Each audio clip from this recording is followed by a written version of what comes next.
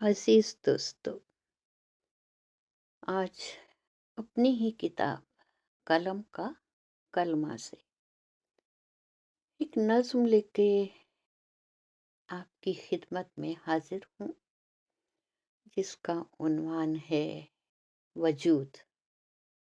جی ہاں، وجود۔ لوگ کہتے رہے لوگ کہتے رہے اکثر مجھ سے لوگ کہتے رہے اکثر مجھ سے چندن سا ہے تیرا وجود۔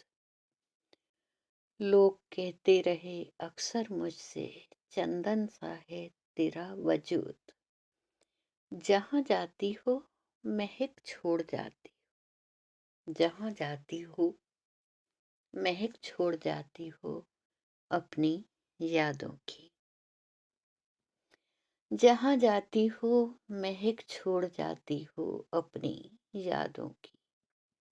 سن کر مسکرا دیتی تھی وہ بھولی سی الڑ لڑکی۔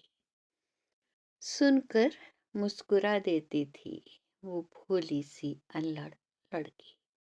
دنیا کی سازشوں سے بے خبر دنیا کی سازشوں سے بے خبر اپنی ہی دھن میں مست۔ دنیا کی سازشوں سے بے خبر اپنی ہی دھن میں مست۔ وقت گزرتا رہا وقت گزرتا رہا اور ایک عمر کے بعد وقت گزرتا رہا اور ایک عمر کے بعد اب سمجھ آیا کہ سانپوں کا لپٹنا تو لازمی تھا۔ اب سمجھ آیا کہ سانپوں کا لپٹنا تو لازمی تھا، کیونکہ میرا وجود ہی چندن کا تھا کیونکہ میرا وجود ہی چندن کا تھا۔ اب دوش کسے دوں اب دوش کسے دوں اپنے ہی وجود کو اپنے ہی وجود کو یا سانپوں کی محبت کو۔ اب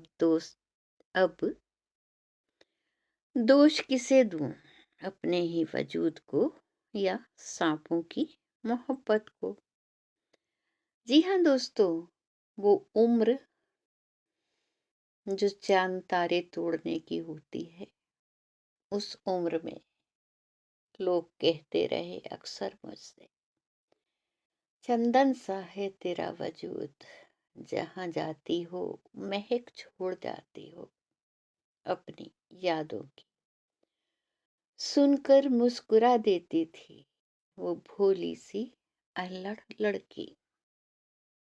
دنیا کی سازشوں سے بے خبر اپنی ہی دھن میں مست اور وقت گزرتا گیا۔ وقت گزرتا رہا اور ایک عمر کے بعد، جی ہاں، ایک عمر گزرنے کے بعد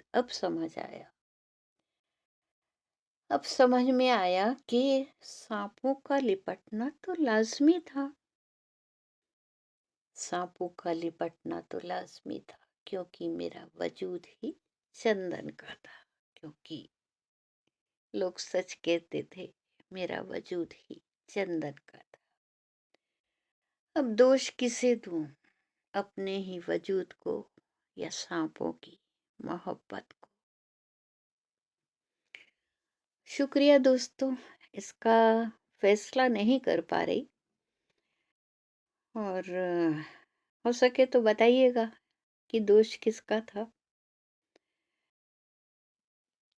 میرے وجود کا یا سانپوں کی محبت کا۔